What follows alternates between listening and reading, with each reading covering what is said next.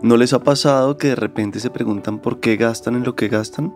Como yo, en serio, necesito otro libro del que voy a leer las primeras páginas y que se va a quedar en la mesa de noche como ya me ha pasado antes. ¿O ese suplemento que me promete cambiar la vida cuando en verdad no noto la diferencia? Pues hay un podcast buenísimo que se mete justo en eso. Se llama ¿Por qué gastamos? De Nu. Lo narra Juan Fernando Sánchez y lo chévere es que no habla de plata de manera plana, sino de lo que hay detrás de cada gasto. Del café de todos los días, de la terapia, de los videojuegos, de cosas simples que en realidad dicen mucho de quiénes somos y qué buscamos. Además, cada episodio termina con consejos prácticos para gastar mejor y sin tanto remordimiento. Así que si quieren entretenerse, cuestionarse un poco y de paso entender por qué su billetera se mueve como se mueve, búsquenlo ya, ¿Por qué gastamos? De Nu. Les dejamos el link en la descripción.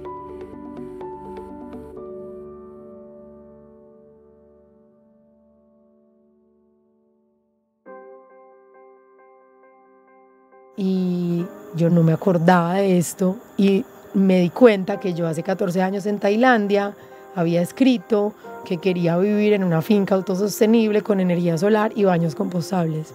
¿Qué es lo que está pasando ahora? Y fue como, wow. Andrea Medina vive hoy en una finca en las montañas de la Sierra Nevada de Santa Marta, en una cabaña sin ventanas con vista a la inmensidad de la selva. Desde ahí trabaja en un laboratorio botánico y de artes herbales llamado Hierbatería. Pero entonces, ¿qué se hace con las plantas? ¿Cómo uso plantas en la vida cotidiana?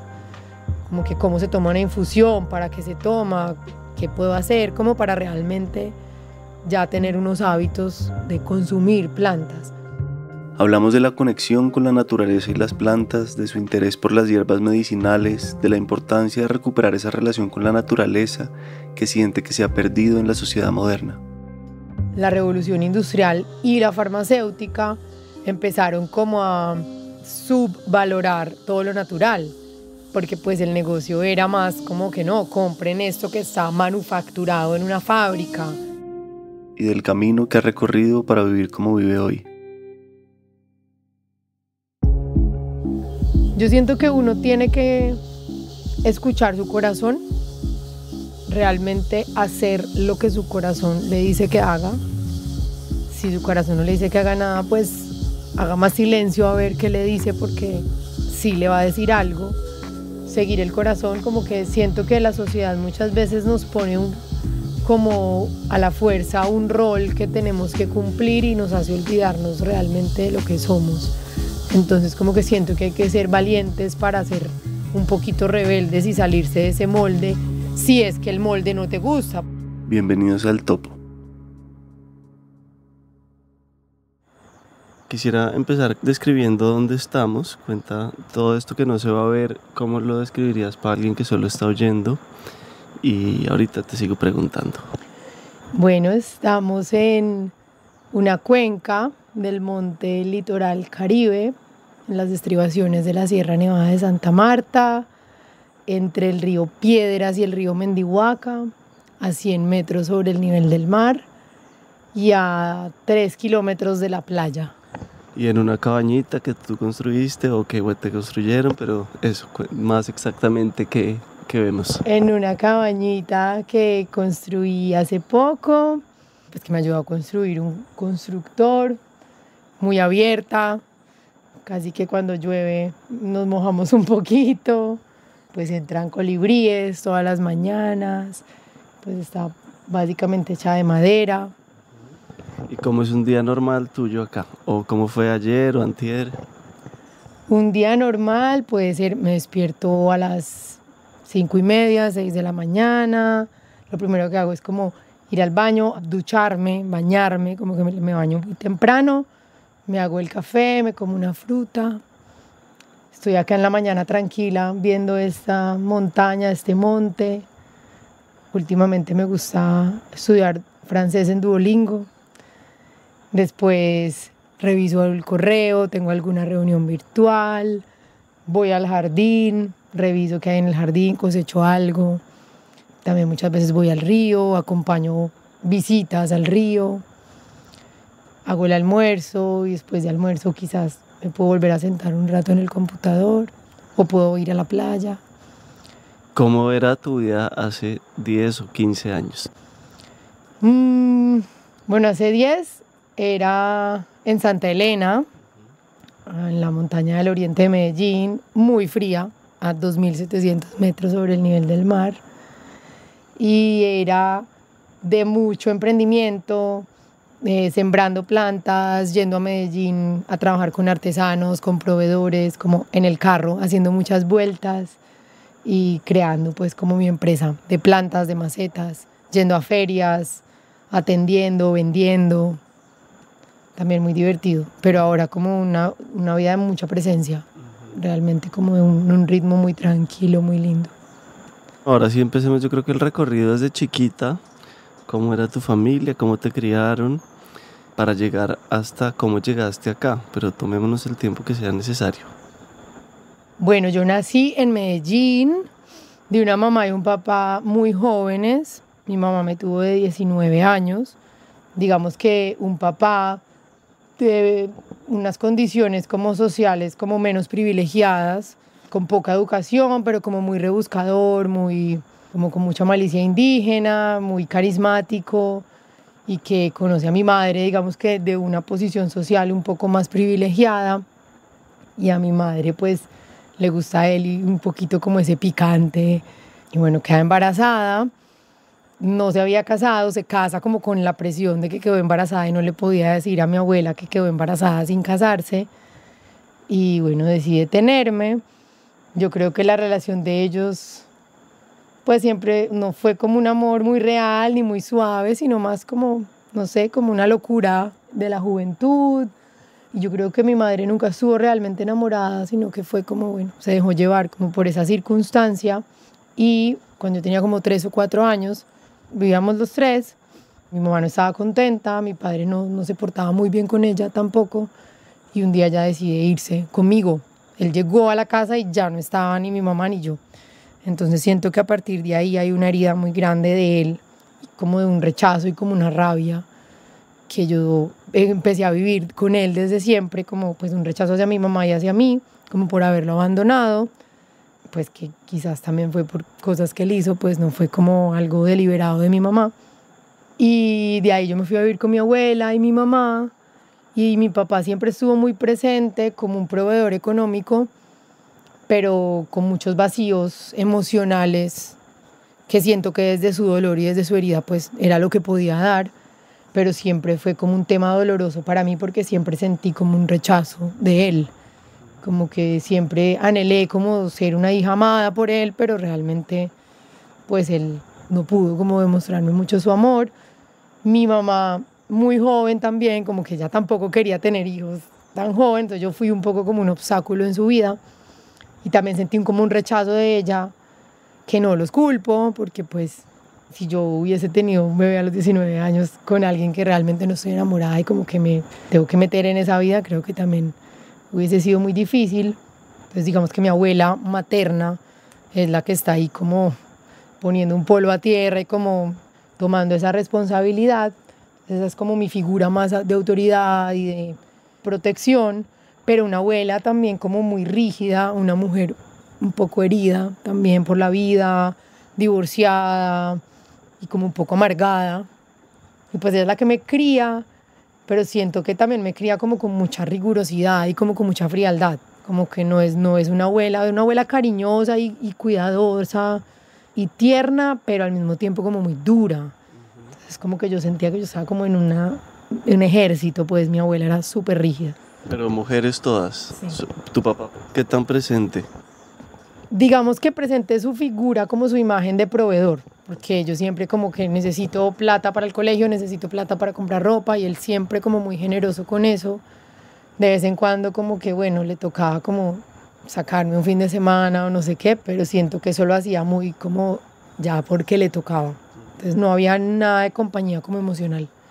Y nunca como que, ¿cómo estás? ¿Cómo te sientes? No, como que lo que le tocaba económicamente, y si de pronto pues me recogía a la tarde y me llevaba a comerme un helado y ya me volvía a dejar en la casa, como que bueno, ya cumplió con...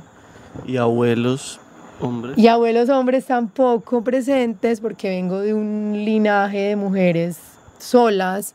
Mis 2 abuelas son divorciadas y mi bisabuela materna es divorciada. Como que en esa época yo creo que ya era una mujer muy extraña.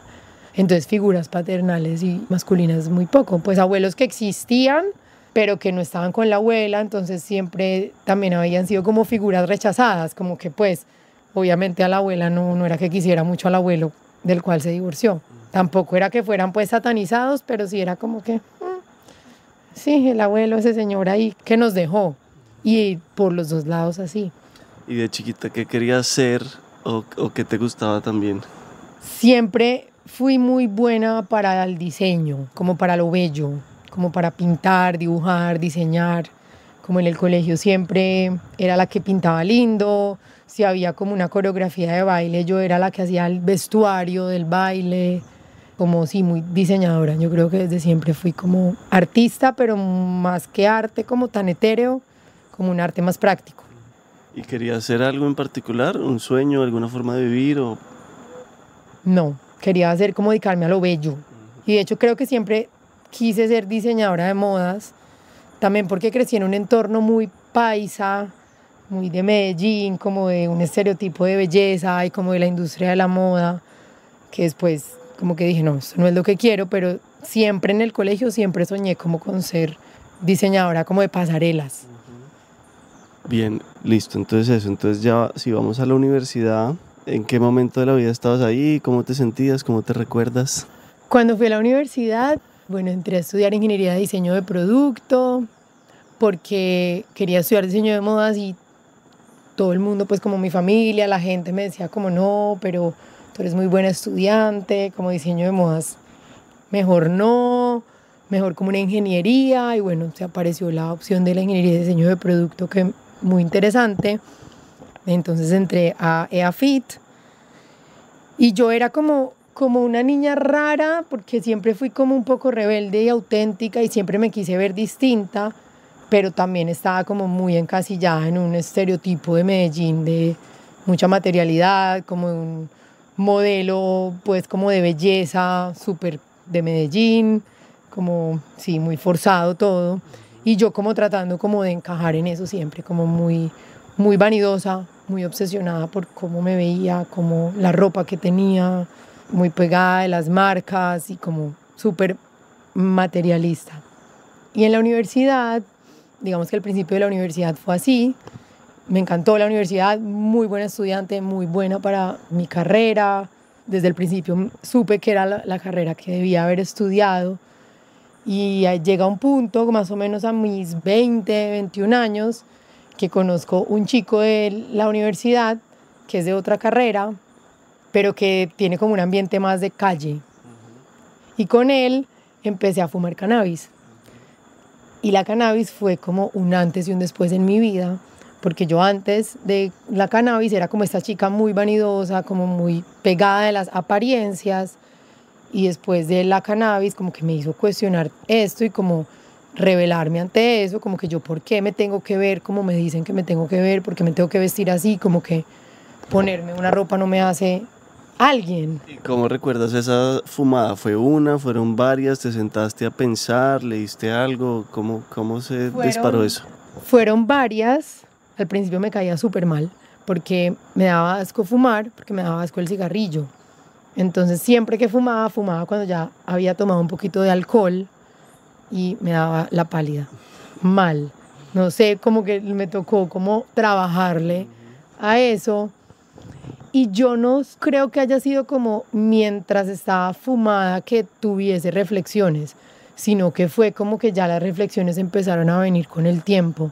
Y una de las reflexiones era como que nada, mi felicidad no estaba afuera. Y afuera era que no importaba qué ropa me pusiera, no importaba cómo se viera mi pelo, no importaba si mi novio tenía el mejor carro o no, sino que todo estaba adentro. Entonces eso me empezó a poner a pensar como no, pero yo por qué me tengo que disfrazar tanto de lo de afuera. Sí, tuve ahí como varias reflexiones como durante esa época. ¿Qué pasó con ese novio? Ese novio me dejó como después de 6 meses, me dio muy duro, fue como mi primera ruptura amorosa, como de mi primera herida, bueno, mi segunda herida de rechazo después de mi padre.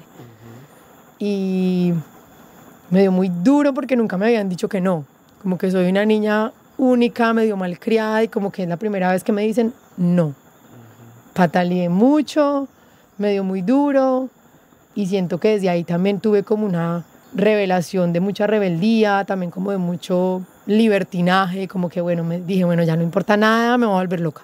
Y fue un tiempo ahí eso, como de mucha libertad, pero al mismo tiempo como una libertad como muy cuestionada, todo el tiempo pensando, como que yo sabía que me iba de fiesta y seguro como sustancias, de pronto gente como no tan sana, pero yo siempre como muy consciente, como que yo veía todo como muy desde afuera, como, ok, todo esto es como un circo que no quiero, al que no quiero pertenecer, pero que siento que era importante como entrar a ver.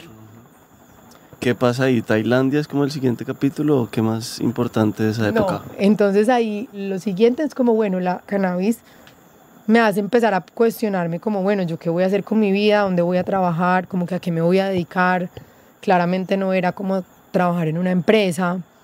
Empecé a leer, me preguntaste por libros y yo creo que esa época leí mucho Carlos Castaneda, pues empecé como con las enseñanzas de Don Juan, por ahí también leí como Un Mundo Feliz y bueno, ahí viene entonces Tailandia porque tenía que hacer la práctica. Yo dije, yo no me imagino yendo a una empresa bien vestida todos los días, como a ser practicante de una empresa grande. La universidad tenía unos convenios con otras universidades y yo, por rara y por rebelde, acepté un convenio en una universidad en Tailandia, que lo único que yo sabía de Tailandia era de la película La Playa con Leonardo DiCaprio y eso sonaba espectacular, entonces cerré los ojos y me fui para allá. ¿Recuerda algo de esa película? Porque creo que puede tener hasta relación con tu vida, ¿no? Yo no me acuerdo bien, pero me marcó. Que yo tampoco me acuerdo bien, pero es como una comunidad que se arma de puros extranjeros en una playa paradisiaca. Como salidos del sistema, como sin plata, yo no me acuerdo exactamente, pero bueno. Yo creo que sin plata porque al final en la película como que hay unas plantaciones de cannabis y llega ahí como una mafia y se calienta como toda la situación, pero siento que era más como alrededor de los sibarita, como que muy pues alrededor de la fiesta, de los placeres, como de la libertad. No sé la economía cómo era, pero sí era como sí, muy salidos como del sistema, pero más como en una onda como más de placeres y como de derroche. Y entonces, bueno, tenías eso en la cabeza y llegaste a Tailandia. Y llegué a Tailandia, a una universidad privada de tailandeses, a enseñar español, que nunca habían escuchado hablar español, o sea, ni siquiera sabían dónde era Colombia, realmente. Tailandia es un país súper proteccionista y súper cerrado que le importa muy poco realmente afuera, aman demasiado su país. Y llegué yo a un campus universitario, en un parque natural, en unas playas increíbles, que fue como, ok, un regalo de la vida porque pude haber llegado al norte de Tailandia, a un pueblo donde no había nada. Yo aquí llegué como, había islas, había mar, tenía una bicicleta, estuve un año ahí, aprendí a hablar thai. Y ahí sí fue como inmersión en mi cerebro. Ahí sí como que no paré de escribir, de pensar, de filosofar, de leer, de ver películas súper inspiradoras.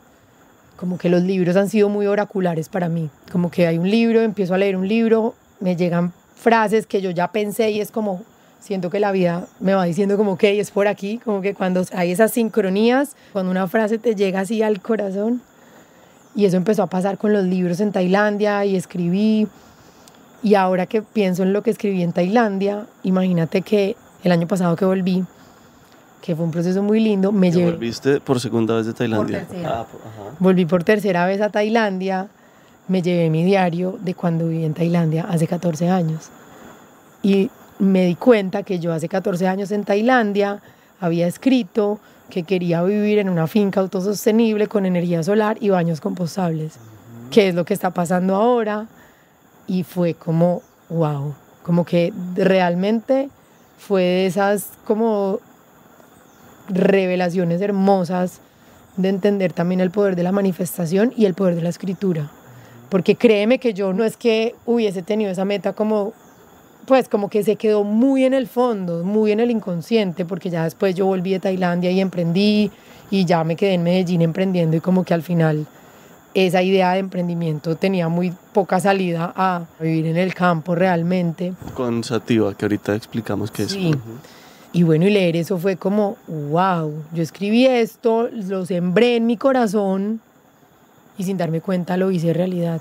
Y darme cuenta de eso fue como increíble porque realmente no me acordaba. No sé si quieres ahí ahondar en algo en particular o si no, entremos en qué es Sativa, como tu recorrido profesional y personal desde que creaste Sativa, o hay algo más. Digamos, volviste de Tailandia esa primera vez y qué. Y pasó Sativa. Yo tenía que volver de Tailandia con una idea de proyecto de grado, una idea de tesis de ingeniería de diseño. Y estando en Tailandia, pues me pasó también como esa prendida de bombillo, que fue que allá entendí que es muy, muy paradójico porque yo me tuve que ir lo más lejos posible de Colombia. Tailandia está a 12 horas, eso quiere decir que está lo más lejos de Colombia posible, está como al otro lado, para encontrar mi raíz. Porque allá, que es un territorio similar como en su naturaleza, como en su biodiversidad, similar a Colombia, me di cuenta que ellos son súper arraigados a su territorio, a su cultura, a las plantas, a comer plantas, a saber los nombres de las plantas, a saber de medicina natural.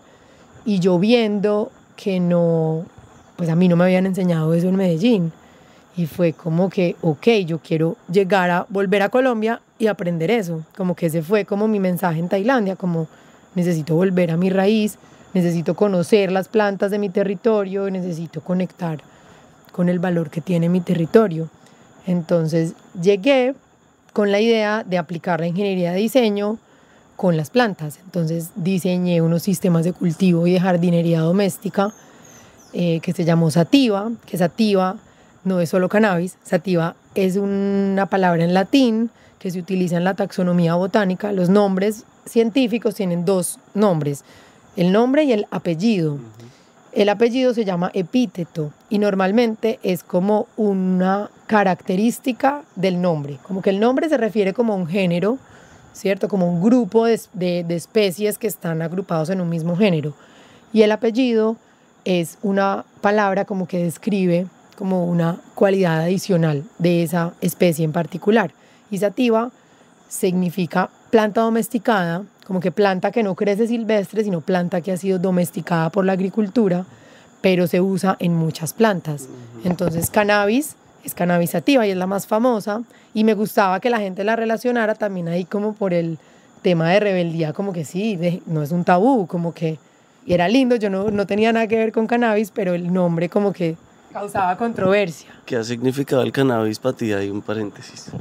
¿Qué puedes decir de esa planta para que la gente entienda también quién tiene sus prejuicios y sus miedos? Yo siento que es un portal de apertura mental, que no es para todo el mundo, nada es para todo el mundo, pero que después hace poco también aprendí de una persona que es muy sabia, que es una planta que se utiliza en la adolescencia, como a los 20 años, que fue muy casual porque esa fue como la edad en la que yo empecé como a rondar, a orbitar la cannabis, o la cannabis a orbitarme a mí, pero como de cuestionamiento, como de preguntarse cosas, como porque es muy mental y que quizás es buena para ese momento, pero no necesariamente tiene que quedarse ahí toda la vida acompañándote, como que llega a enseñarte y puedes seguir sin ella.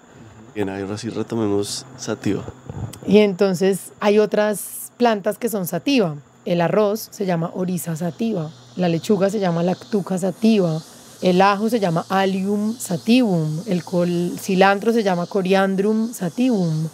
Entonces, bueno, sativa como planta doméstica, como con esa idea de que la gente cultivara plantas en casa, no solo medicinales o comestibles, sino también ornamentales o purificadoras de aire o energéticas, pero que también supieran qué era lo que estaban cultivando y para qué servían, como un poco conectarse más con el espíritu de las plantas.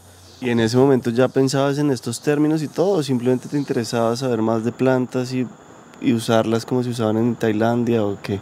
Yo siento que mi intención era como que la gente se conectara con la naturaleza, como que siento que sentía una necesidad de reclamarme y reclamar a la humanidad una soberanía como con su naturaleza, porque siento que nos desconectaron mucho. Entonces volver a la medicina natural, como que también otro cuestionamiento que hice por mi abuela, que me crió, que tomaba acetaminofén todos los días. Y yo decía, qué loco eso, como que la abuela que se supone que es la que te da la infusión de hierbas, mi abuela no. Entonces fue como yo también rechazando como esos modelos y necesitando como algo como más coherente. Entonces sí era eso, como esa necesidad de que la gente se pudiese conectar así estuviera en la ciudad. Como que no, siento que, y sigo con ese discurso, como que es que uno no se conecta con la naturaleza solo yéndose al monte o yéndose a la selva. Es más, decimos que vamos a ir a la naturaleza como si la naturaleza estuviera afuera. Y es como, no, nosotros ya somos naturaleza, somos salvajes, somos animales. Así vivamos en un apartamento, como que realmente hacemos parte de un ecosistema y uno puede sentirse conectado con la naturaleza desde donde esté. Y no tiene que tener pues una abuela chamana tampoco, como que ahí todos tenemos como ese derecho de soberanía. ¿Quieres contar más de Sativa o hablemos de la yerbatería? Hablemos de yerbatería. Entonces Sativa nace como en 2012. Yo siempre tenía como la idea de otra marca o de otra línea de productos que además de ser macetas decorativas o de cultivo, fuesen para usar las plantas. Como que bueno, qué lindo, yo estoy contando que la gente puede cultivar, pero entonces, ¿qué se hace con las plantas? ¿Cómo uso plantas en la vida cotidiana? Como que cómo se toma una infusión, para qué se toma, qué puedo hacer, como para realmente ya tener unos hábitos de consumir plantas. Entonces nace la idea de yerbatería.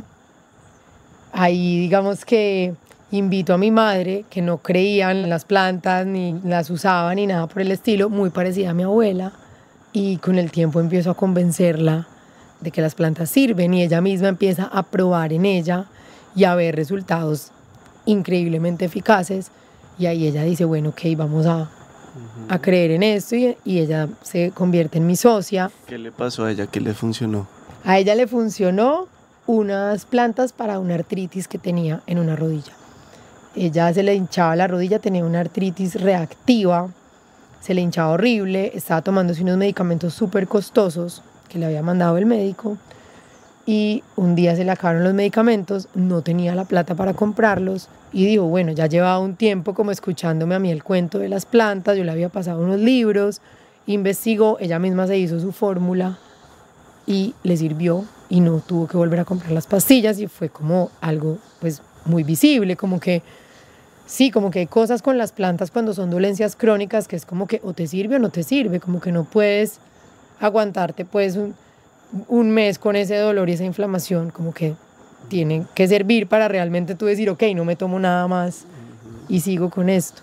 Y pues crearon como ese efecto muy milagroso, porque las plantas no siempre causan esos efectos tan efectivos ni tan rápidos, pero siento que en ella necesitaban darle como ese mensaje para que ella creyera y dijera, ok, voy a creer, me voy a poner las pilas. Y fue muy lindo. Ella también vio una vez, fue muy lindo, yo me resfrié, parecía que me iba a dar un resfriado que me iba a matar. Y esa noche me hice demasiadas pociones muy cargadas, como mucho jengibre, mucho tomillo, no me acuerdo qué más le eché.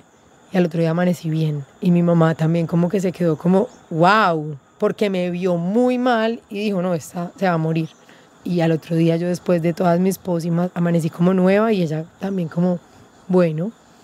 Y empezamos a hacer como unas mezclas, también como de plantas secas para infusiones, para bebidas aromáticas, y la gente también nos empezó a decir que le servían, y como que nos sorprendía cuando nos decían que le servían, porque como que uno a veces no sabe, sí. Y tampoco le puedes como asegurar a nadie que le va a hacer efecto.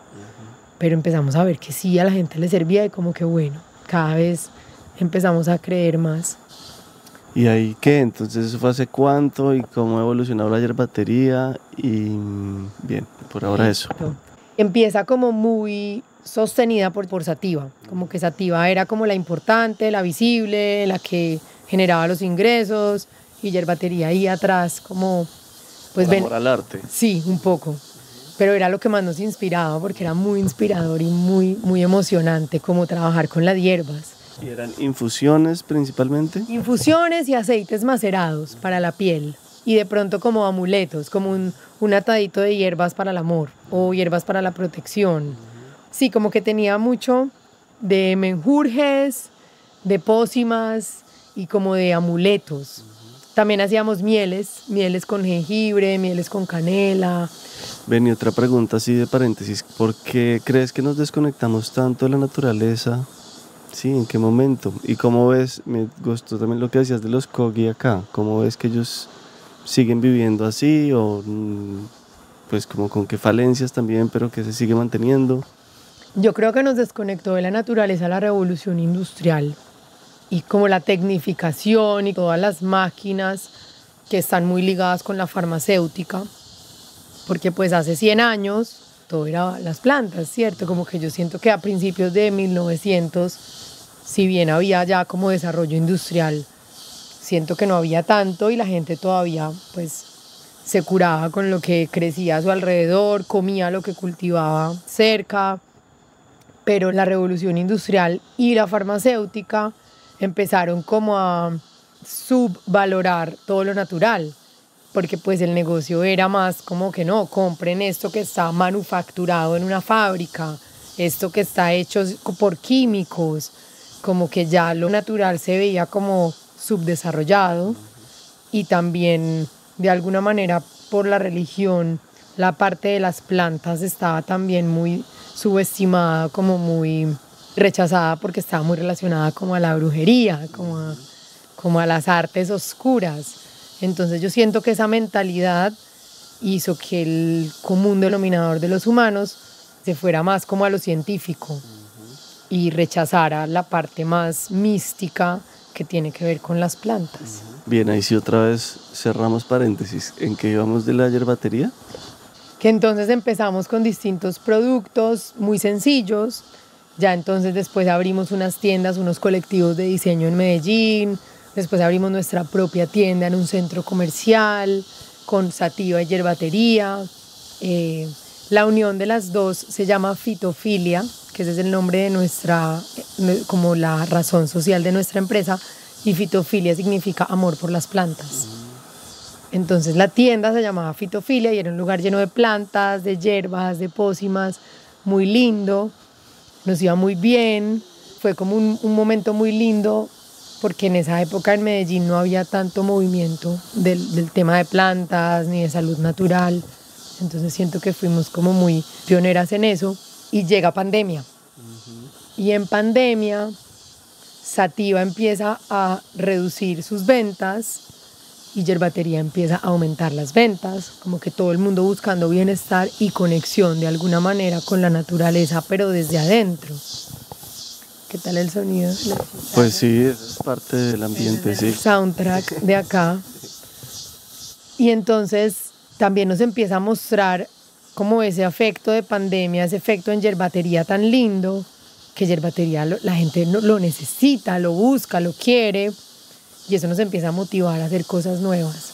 Y ahí en 2020 es que llegan, pues sacamos nuestra línea de cosmética natural, de shampoos, de pasta dental, de productos como más de jabones.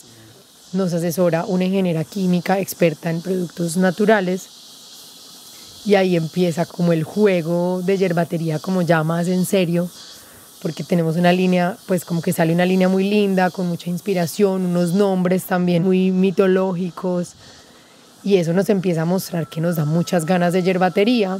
Sativa empieza a quedarse como un poco relegada, era complicada la producción, como que manejar unos proveedores, unos artesanos nos estaban como estresando un poco, y ahí llega un punto en 2022 que Instagram me cierra la cuenta de Sativa por razones muy injustas, no la puedo recuperar y yo lo veo como una señal de que ok, de que hasta acá llegó.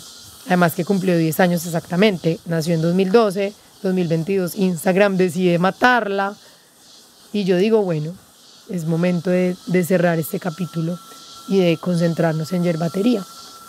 Entonces a partir del 2022 es que nos concentramos en Yerbatería. Yo ya en ese entonces vivía en Santa Marta, ya ahí realmente ya habíamos comprado esta finca la compramos en 2021. ¿Tú y tu novio? Sí, yo y Edward, que es mi pareja, y yo le digo a mi mamá que se venga para acá, construimos acá una casa, un alma mater, la casa de todos, para traer ayer batería a mi mamá y como para venirnos acá a diseñar una vida desde cero. Hablemos de eso, sí, volvamos a explicar cómo es la vida acá. De hecho, no sé cuánto, pues, a cuánto está la carretera, pues, como que describe hasta el camino para llegar acá y todo. La carretera principal, que es la troncal del Caribe, está a 3 kilómetros. Son 15 minutos en carro o en moto. La primera vez que uno viene se siente más largo, pero en realidad es corto, pues 15 minutos. Ahí está una playa que es hermosa, Los Cocos, está también la desembocadura del río Piedras, del río Mendihuaca. Y pues es un territorio muy surreal, porque estamos como muy en la montaña, te sientes que estás en la montaña, pero está el mar Caribe a 15 minutos. 15 minutos en carro o 40 minutos caminando. Hay una comunidad Kogi, que son los indígenas, es una de las comunidades nativas de la Sierra Nevada. O sea, hay 4, pues ellos son unos de ellos. Y de ellos, pues que ahorita también lo preguntabas, lo poco que hemos compartido con ellos, pues nos hemos acercado, hemos compartido, pero ellos de todas maneras son un poco cerrados también y como protegiendo como su cultura, pero hemos aprendido mucho de la gratitud y del pagamento y como de realmente reconocer que todo lo que tenemos pertenece a la tierra y se le tuvo que extraer a la tierra. Entonces ellos, por ejemplo, dicen, claro, la madera de tu casa, pues fue un árbol, el cemento fue una montaña, como que reconoce y agradece eso, como que piensa en que la tierra te dio todo y pues tú no tuviste que pagar por eso realmente, como que quien pagó fue la tierra. Pues como que tú sí lo compraste con tu dinero, pero la tierra no recibió ese dinero. Entonces es muy linda esa mentalidad de hacer pagamento, de hacer ofrenda. Ellos nos han enseñado un poquito cómo ofrendar al agua, o en el momento de la primavera, que es cuando tiene que haber agua, ofrendar al agua para que haya suficiente agua para que la semilla reviente. Después en el verano, ofrendar al sol para que no haya tanta agua, para que la cosecha no se dañe. Después entonces también en el otoño, pues ya necesitamos realmente sequía para que la semilla se seque y vuelva a poder ser una planta después. Y como cosas muy simples, que a veces es muy lindo porque siento que es como un juego de niños. Ellos hacen ofrendas con piedritas de colores, con conchas, con semillas, todo como muy rústico, pero hace mucho sentido, muy, muy lindo. Entonces, como que hemos aprendido eso, a agradecer mucho y a realmente entender todo, porque uno viviendo acá tiene que saber por dónde llega la lluvia, como que ya orientarse, dónde son las 4 direcciones, como que yo ya sé que la lluvia casi siempre llega del sur, entonces las casas las diseño pensando un poco en que llega más fuerte el agua por ese lado, o bueno, que el poniente da por ese lado, entender las temporadas también, como que yo sé que yo en octubre y noviembre pues no puedo hacer mucho evento ni mucho movimiento porque hay mucha lluvia, y como realmente valorar muchas cosas, tener energía solar, cosechar sol, estar pendiente de que, bueno, ok, ¿qué tantas nubes hay? Si no hay casi nubes, entonces, ok, desconectemos el congelador porque de pronto mañana no hay sol tampoco, entonces es como estar en función de la supervivencia y del entorno y te hace estar muy consciente, muy presente y muy agradecido. ¿Qué extrañas de la vida en la ciudad y qué es lo que más valoras de estar acá también? Valoro de estar acá el ritmo de vida más tranquilo, estos sonidos de la naturaleza, despertarme temprano, acostarme temprano, esta vista, sí, tener pues como este paraíso tan a la mano. ¿Y qué extraño de la ciudad? Bueno, un buen restaurante, de pronto, no sé, salir a bailar con amigos, pero pues acá también puedo hacerlo, como que también hay un movimiento turístico lindo, entonces puedo buscar una fiesta también en medio de la selva buenísima, o voy a Santa Marta, la ciudad, a un restaurante. Sí, realmente no soy muy de ciudad, entonces pues no extraño mucho. ¿Estás viviendo la vida que quieres vivir? Completamente. Creo que incluso hace poco lo pensaba y estoy en un punto en el que no anhelo nada. Pero no, suena como que no es que no quiera nada y no esté motivada por nada, no.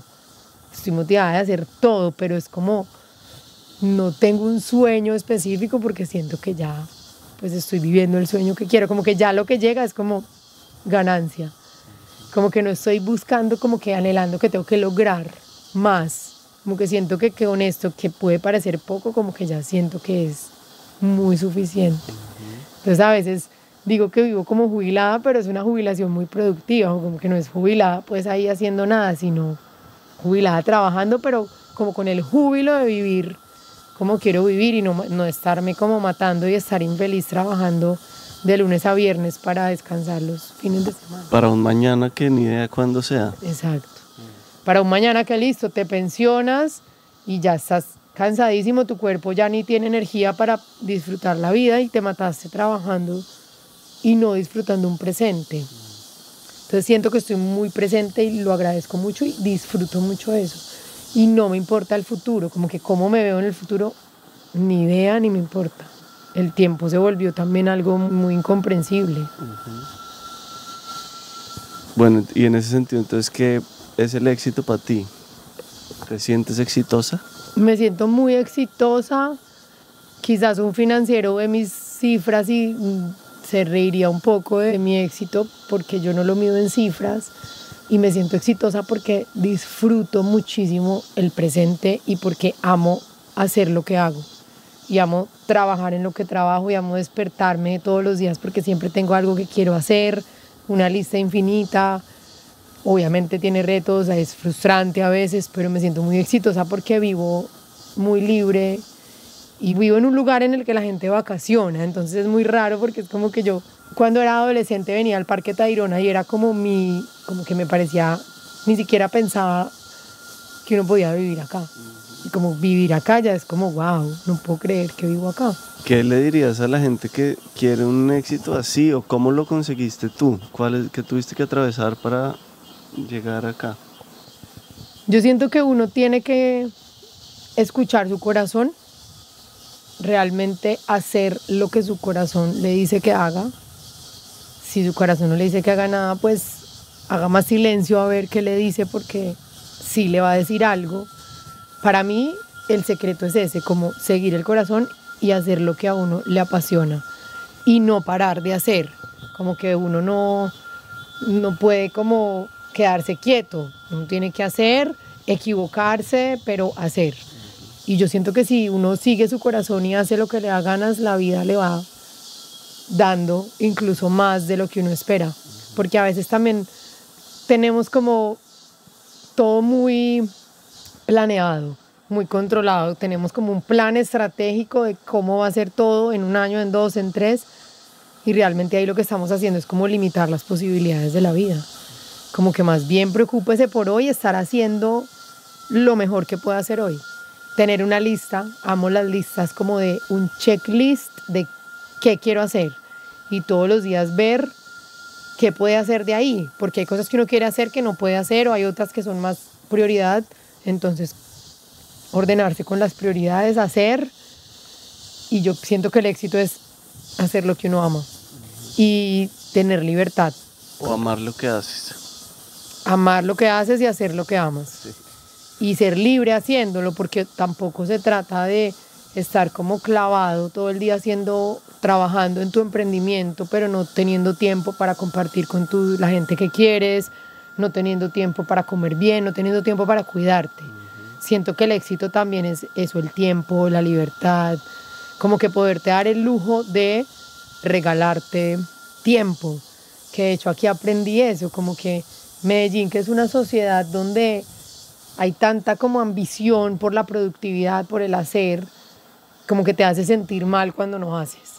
Como que si no estás trabajando todos los días hasta las 7 de la noche, estás siendo como negligente o irresponsable.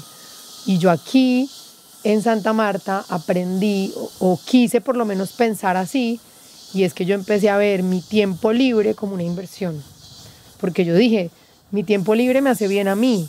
Y si mi tiempo libre es de inspirarme, de disfrutar, de hacer otra cosa distinta como a trabajar, aunque uno siempre si uno es emprendedor, uno siempre está trabajando, pero como que, bueno, ir a la playa no es literalmente trabajar, pero yo lo empecé a ver como que estoy invirtiendo en mi bienestar.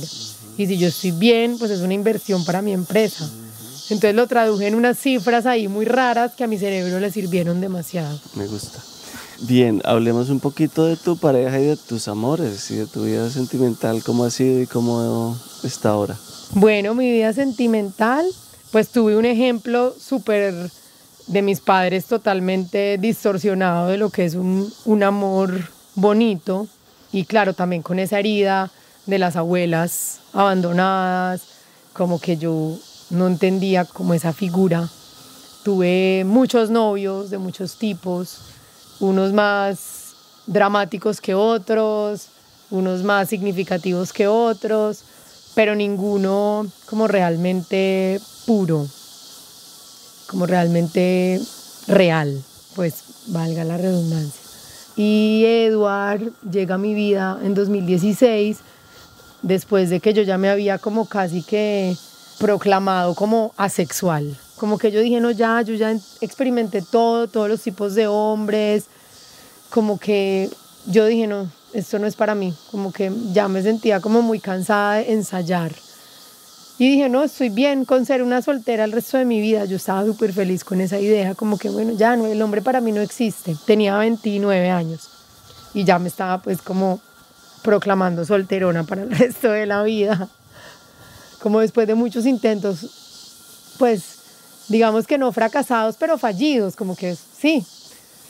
Y Eduard llega inesperadamente a mi vida, que Eduard es de Santa Marta, por eso me vengo a Santa Marta. Y llega en ese momento en el que yo ya no creo como en nada, ni que espero nada. Hay como mucho magnetismo, como irracional, como mucha química, mucho magnetismo. Y él me hace volver a creer. Yo me vengo a Santa Marta como a ensayar ese amor. Y pues fue muy lindo, ha sido muy lindo. Estamos juntos hace más o menos 8 años. No ha sido fácil siempre, siento que el ajuste fue difícil. Yo llegar de Medellín también, eso como que fue un frenón forzoso de productividad. Y yo a veces como que decía, no, pero yo dejé todo en Medellín, dejé mi empresa, como que me vine para acá, no sabía bien qué estaba haciendo.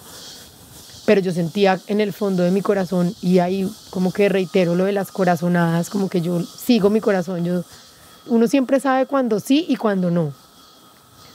Y yo sentía que sí, y que no iba a ser fácil porque verse en un espejo, en el espejo de la pareja todo el tiempo es como lo más difícil que existe. Convivir con alguien es lo más retador, pues lo más fácil es estar solo y ya, tú te aguantas a ti ya. Entonces la pareja te muestra todo lo que tú no quieres ver en ti.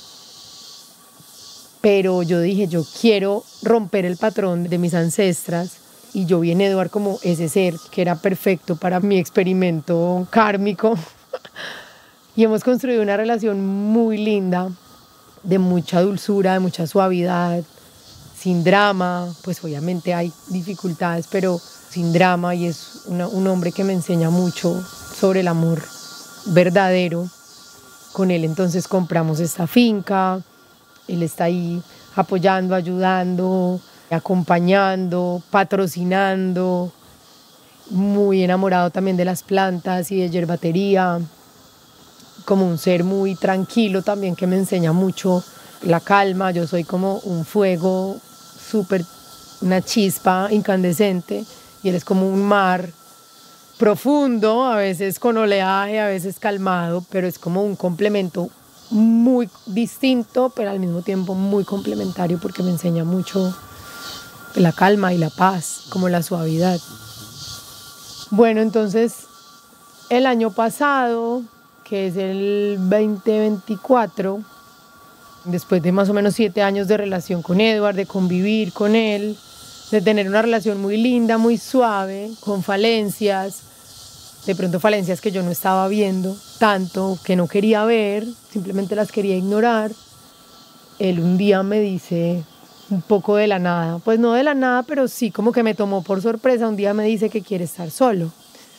Y yo no entendí, casi se me vino como el mundo encima, se me alborotó la herida de abandono y de rechazo de siempre, y entré en una etapa de mucha tristeza, de mucha oscuridad, de mucha decepción, que siento que fue muy necesaria también, porque pues a veces hay que tocar como ese fondo, escarbar en esa tierra y en ese fango, y precisamente ese proceso me hizo irme otra vez. Me fui 2 meses sola a estar conmigo, y en ese viaje fue muy sanador porque me di cuenta que yo también necesitaba estar sola, que fue muy valiente el haberme dicho que quería estar solo, y yo me reencontré conmigo, como que volví a reconocerme como un ser independiente, un ser autónomo, un ser individual, también reconectar como con energías más femeninas, más sensuales, como que en las relaciones se pierde mucho como esa coquetería, pues no sé si en todas, pero pues en la mía también pasó.